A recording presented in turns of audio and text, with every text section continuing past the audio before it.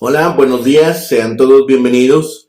Estamos comenzando nuestro tiempo devocional en esta mañana. El día de hoy estaremos revisando del capítulo 5 del libro del profeta Ezequiel, los primeros 4 versículos para nuestro tiempo devocional que hemos titulado Acción simbólica de afeitarse.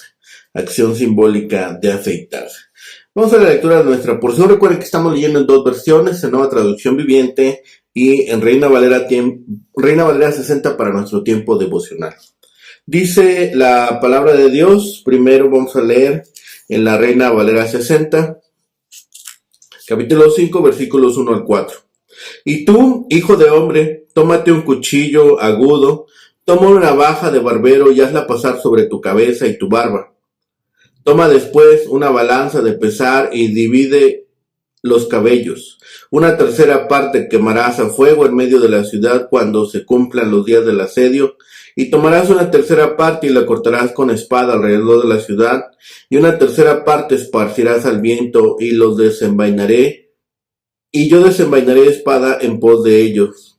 Tomarás también allí unos pocos en número y los atarás en la falda de tu manto, y tomarás otra vez de ellos y los echarás en medio del fuego, y en el fuego los quemarás, y de allí saldrá el fuego a toda la casa de Israel.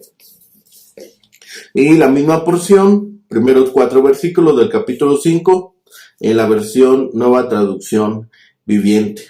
Dice: Hijo de hombre, toma una espada afilada y úsala como navaja para afeitarte la cabeza y la barba. Toma una balanza y pesa el cabello en 3 partes iguales. Coloca una tercera parte del cabello en el centro del mapa que hiciste de Jerusalén. Después de representar el ataque a la ciudad, quémalo allí. Esparce otra tercera parte del cabello por todo el mapa y córtalo con una espada. Arroja la tercera parte al viento, porque yo esparciré a mi pueblo con la espada. Conserva apenas un poquito de cabello y átalo en tu túnica. Luego toma algunos de esos cabellos y arrójalos al fuego para que se consuman. De ese remanente se esparcirá un fuego que destruirá a todo Israel. Bien, la señal de la cabeza afeitada, la predicción del destino del pueblo usando un cuchillo agudo y cabello. Se le dice ahora al profeta que afeite su cabeza y su rostro. Cuando haya terminado de representar el sitio, él ha de quemar una tercera parte de su cabello dentro de la ciudad. Otro tercio será golpeado por la espada alrededor de toda la ciudad. Un tercio restante será esparcido al viento. Unos pocos cabellos serán guardados en su manto, otros pocos serán quemados. Con una lección ilustrada, Ezequiel mostró que una tercera parte de la ciudad moriría de pestilencia, fuego o hambre. Una tercera parte caería a espada, cuchillo, y otro tercio será esparcido a otras tierras. Un remanente sería librado, pero aún de entre estos algunos perecerían después. Quizás aquellos que fueron muertos cuando Ismael asesinó a Gedalías. Estas calamidades vendrían sobre Jerusalén, porque el pueblo cometía más impiedad que las naciones de alrededor, a pesar de sus grandes privilegios. Nosotros, como cristianos, tenemos privilegios aún más grandes que los judíos. Que el Señor nos dé gracia para no abusar, la cual traería sobre nosotros juicio temporal y pérdida de recompensas eternas. En este capítulo vemos ahora la cuarta de las profecías actuadas de Ezequiel acerca de la caída de Jerusalén. Con la misma facilidad con que Ezequiel se quita el pelo usando una navaja, el Señor iba a arrasar al pueblo, que es tan numeroso como una cabellera, con la espada de Nabucodonosor. Algunos de ellos perecerían en la ciudad durante el sitio. A ellos lo representó Ezequiel quemando una tercera parte del pelo sobre la tablilla de adobe en la que había dibujado la ciudad sitiada de Jerusalén. Otros perecerían a espada mientras estuvieran tratando de escapar de la ciudad. A ellos Ezequiel lo representó cuando se cortó el pelo y lo dispersó alrededor del diagrama de Jerusalén. Algunos se dispersarían en el exilio, y otro lo representó lanzando el pelo al viento. La destrucción perseguiría a este grupo en el exilio. Se puede ver el cumplimiento histórico de estas profecías en el segundo libro de Reyes, capítulo 25, y segundo libro de Crónicas, capítulo 36, y el capítulo 39 de Jeremías. Al principio, parecía que algunos iban a escapar metidos del manto del Señor. Incluso a algunos de estos últimos los consumiría la ira de Dios, que iba dirigido no solo a los habitantes de Jerusalén, sino contra toda la nación, tanto en Judá como en el exilio. Esta señal de la cabeza rasurada y el pelo dividido es la cuarta señal demostrada del destino de Jerusalén. La señal fue dada en estos versículos y después veremos su explicación en los versículos restantes del capítulo 5. Después de que Ezequiel representó el hecho del sitio, la primera señal, la duración del sitio, la segunda señal, la severidad, tercera señal, demostró los resultados de esta, la cuarta señal. Para cumplir con ella, Ezequiel salió de su confinamiento en que se encontraba en su casa. Ciertamente esta acción llamaría la atención del pueblo para dirigirse al medio de la ciudad y después alrededor de la ciudad. Dios dio la orden a Ezequiel: tómate un cuchillo afilado, una navaja de barbero, y hazla pasar sobre tu cabeza y tu barba. Cuchillo es la palabra erep, espada afilada. Es la palabra normal que se usaba para designar una de las armas que utilizaban los ejércitos antiguos. El profeta utilizó la palabra 83 veces en su libro para referirse al medio por el que Jerusalén, Edom, Tiro, Egipto y Gog serían destruidas. Rasurarse la cabeza y la barba era una señal de luto, humillación y posiblemente también de arrepentimiento. Es indudable que todo esto fue sugerido por las acciones de Ezequiel. Después de hacerlo, debía tomar una balanza de pesar para medir el peso de sus cabellos, separándolos en 3 montones iguales, pero apartando unos pocos de ellos. Esto probablemente lo realizó cerca del final de las 2 señales previas, pero no hizo nada más hasta que hubieron terminado los 430 días de sitio simbólico. A continuación, utilizó el pelo que había separado con anterioridad, llevando una tercera parte para ponerla a fuego en medio de la ciudad. El propósito de esa acción se explica en el versículo 12, y era ilustrar que 1/3 de la gente moriría por medio de la pestilencia o de hambre. Cuando el ejército de Nabucodonosor finalmente derribó los muros de la ciudad, encontró que los moradores ya habían sido diezmados por la hambruna.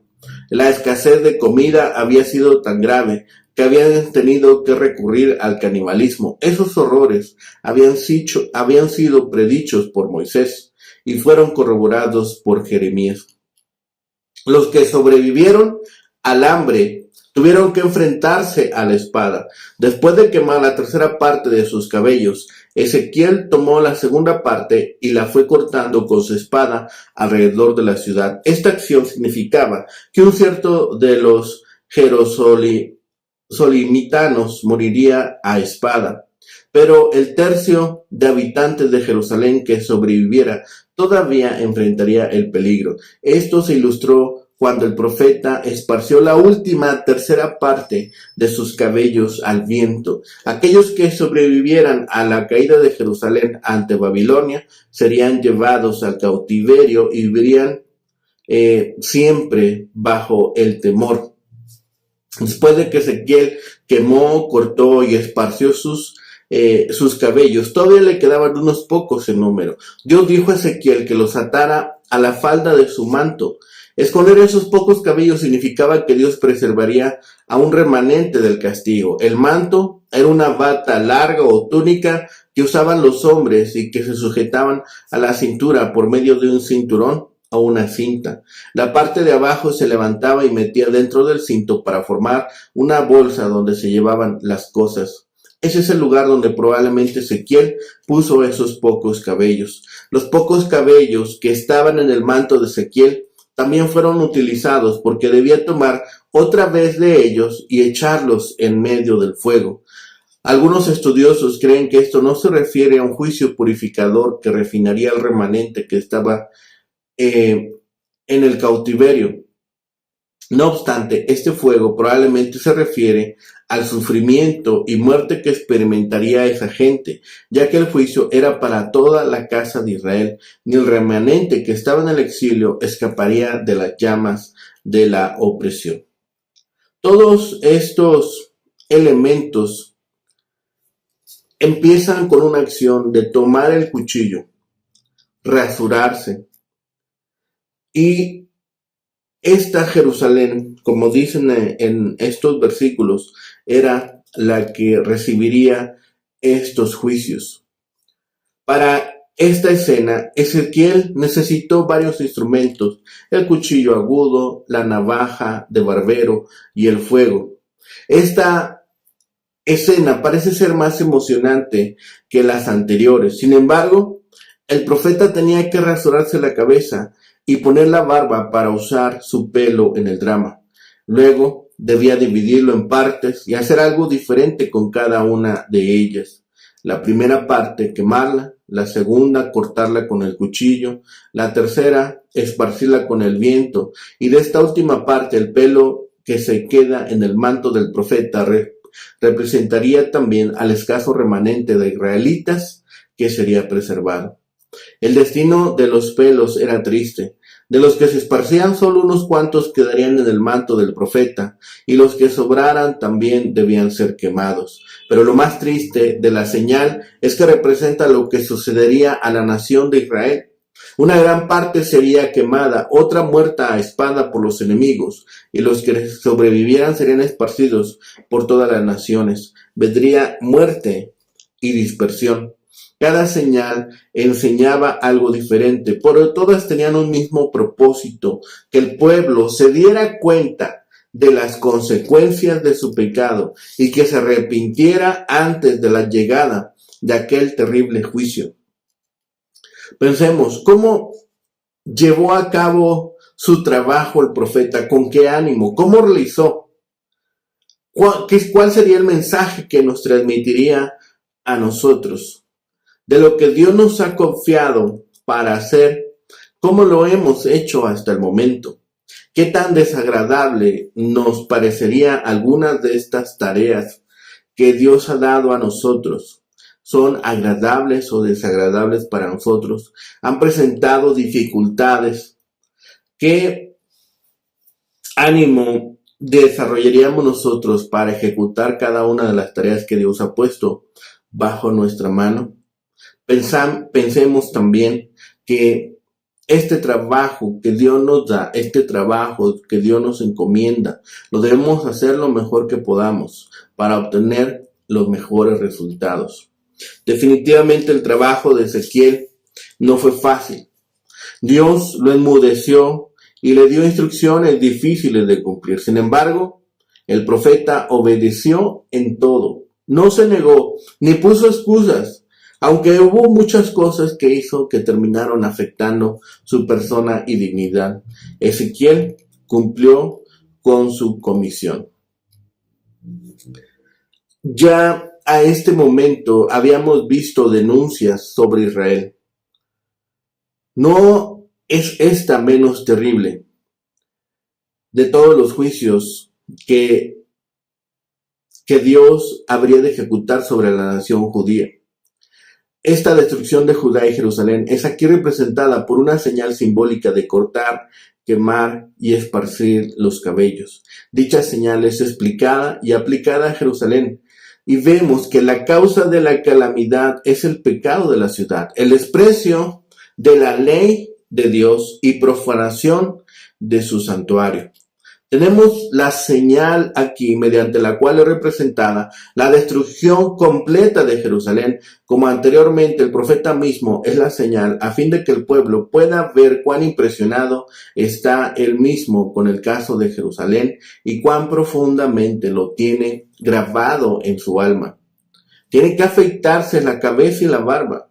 lo cual significa que Dios rechaza a ese pueblo como una generación inútil que no vale la pena conservar. Jerusalén había sido la cabeza, pero había degenerado de tal manera que ya no era más que cabello, algo que cuando se hace largo y espeso solo sirve de carga. Ezequiel debió afeitar no solo el cabello superfluo, sino todo entero, para dar a entender que Dios acabará del todo con Jerusalén. El hebreo dice literalmente, toma una espada aguda, navaja de los barberos. La navaja descrita como espada representa al ejército invasor de Nabucodonosor, que será enviado contra ellos. Además, el profeta tiene que pesar su cabello y dividirlo en partes. Esto ha de hacerse al final de los 430 días en que el profeta habrá estado acostado.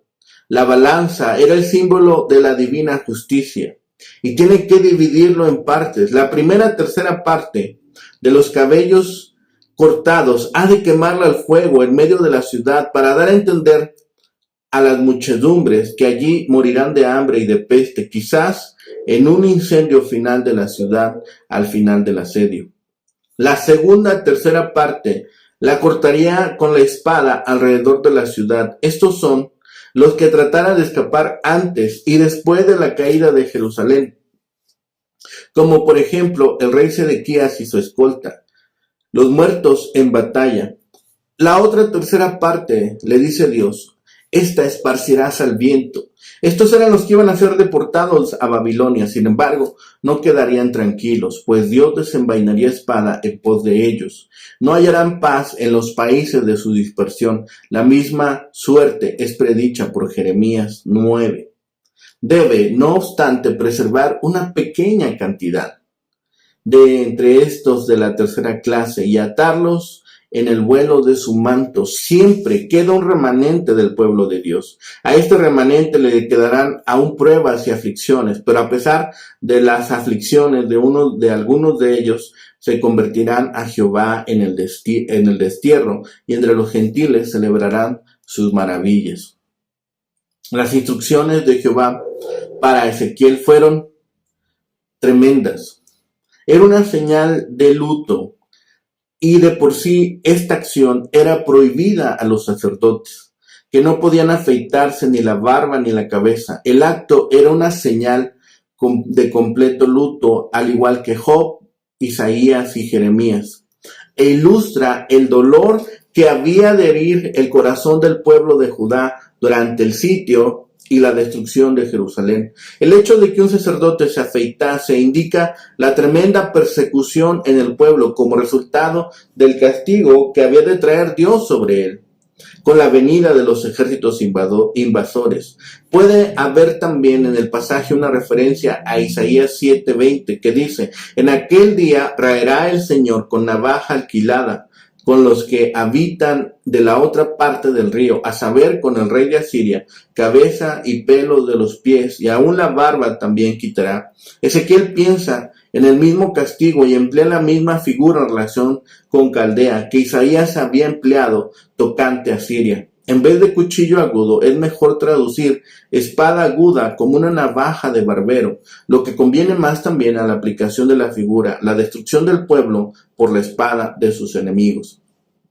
Ezequiel habría de tomar los pelos que había cortado y pesarlos en balanza, repartiéndolos en partes. Algunas serían quemadas, otras esparcidas, y unas más aún que fueran guardadas también estarían con la misma situación de castigo. Estos también parecerían un desorden y en la violencia que vendría en la tierra.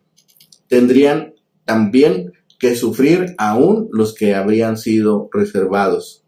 El profeta tiene este mandato, tiene esta comitiva de parte de Dios. Tiene que quemar sus cabellos cuando aún los que estaban en la falda de su manto. Esconder esos pocos cabellos significaba preservación, pero también en ese lugar de preservación, también Dios los alcanzaría. Este juicio es sobre todo Israel. Por eso no habrían de salvarse ninguno de ellos de ser sacudidos. Antes de iniciar el estudio de los siguientes capítulos, es bueno tener presente que algunos de autores de cada una de las 4 acciones descritas en Ezequiel representan un aspecto diferente de las gracias de Israel o Judá. Aún más se podría mencionar que representan etapas de la aplicación del castigo. Primero vimos el cerco, segundo vimos la duración del castigo, las condiciones de hambre durante el asedio y lo que sucedería con ellos después de la caída. Se puede notar que estos sucesos irían sucediendo cronológicamente. No es posible considerarlas aisladamente, son parte del mismo cuadro, son parte de la misma acción que Dios ejecutaría sobre ellos. El segundo aspecto que podemos revisar es en cuanto a la relación léxica gramatical entre Ezequiel y el llamado Código de Santidad, Levítico 17. Existen diversas teorías acerca de esta relación. Por un lado están quienes piensan que el profeta fue editor del Código de Santidad, hasta quienes piensan que un grupo sacerdotal editó tanto el Código como el libro de Ezequiel. Lo más probable es que tanto el Código como el profeta se refieran a un trasfondo común, como ya lo hemos señalado. La terminología sacerdotal es muy usada en el libro de Ezequiel como parte del contexto personal del profeta.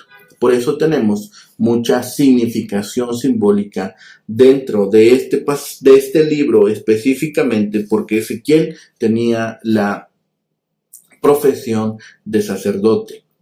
El pasaje empieza con algo muy enfático y termina con algo muy enfático. Se le ordena tomar la cuchilla para afeitarse. Esta acción tiene 3 elementos muy interesantes. El primer elemento es la orden de raparse y el instrumento que debe usar. El texto hebreo, como hemos dicho, usa la palabra ereb, que es una espada, y es muy usada por Ezequiel, como hemos dicho, sobre los juicios que vendrá sobre la nación de Israel, incluso sobre el resultado de su vida a lo largo del exilio o de la dispersión. El afeitarse la cabeza tenía implicaciones serias para un israelita, aún más para un sacerdote. El cabello era el símbolo de su consagración. Por eso mismo, raparse tenía varias implicaciones. Era sinónimo de humillación o de luto. Un texto que podemos recordar en cuanto a esto es Isaías 7:20, donde se dice que Dios será el que humille a través de esto a los enemigos de su pueblo.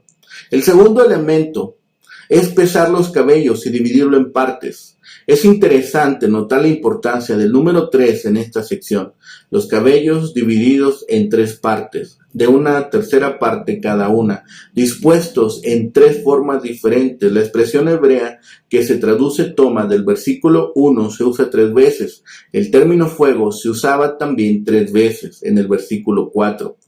Quémalos en el fuego es la orden, lo que da al pasaje una cadencia especial. 3 de 3 en 3. 3 tercios y finalmente 3 tercios. La acción de pesar y repartir los pelos tenía para ellos un sentido doble. Por un lado, el pesar era el símbolo de evaluar.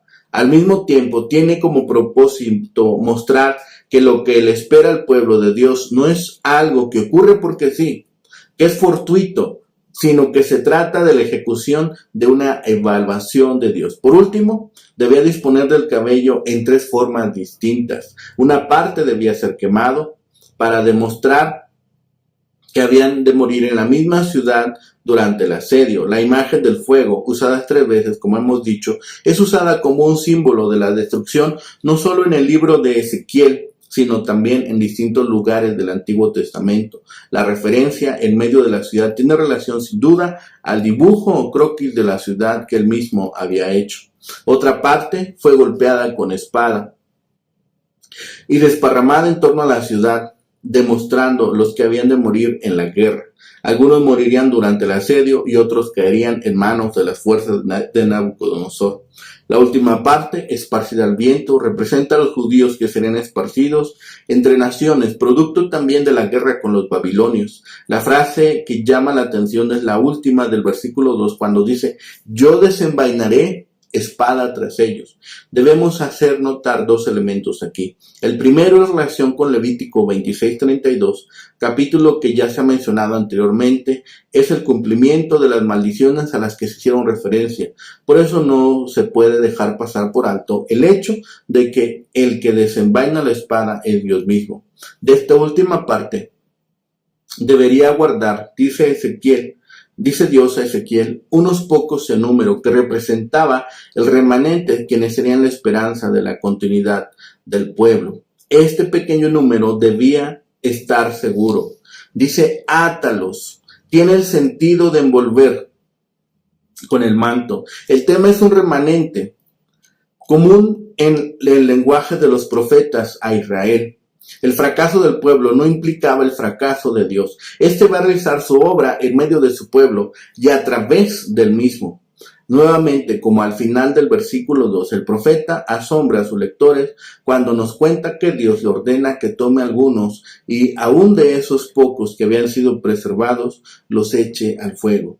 Esta afirmación parece servir como una advertencia a los exiliados. Si ellos habrían interpretado lo que estaban bajo la protección de Dios, eran ellos. Sin embargo, no estaban ajenos a la evaluación que Dios hacía de los suyos. Nuevamente podemos encontrar una referencia en Levítico 26. La última frase del versículo 4, saldrá fuego de ellos, parece referirse a este mismo remanente que sería castigado, interpretando fuego de la misma manera que en el versículo anterior. La segunda interpretan al fuego no como castigo, sino como purificación, por lo que ellos también serían purificados.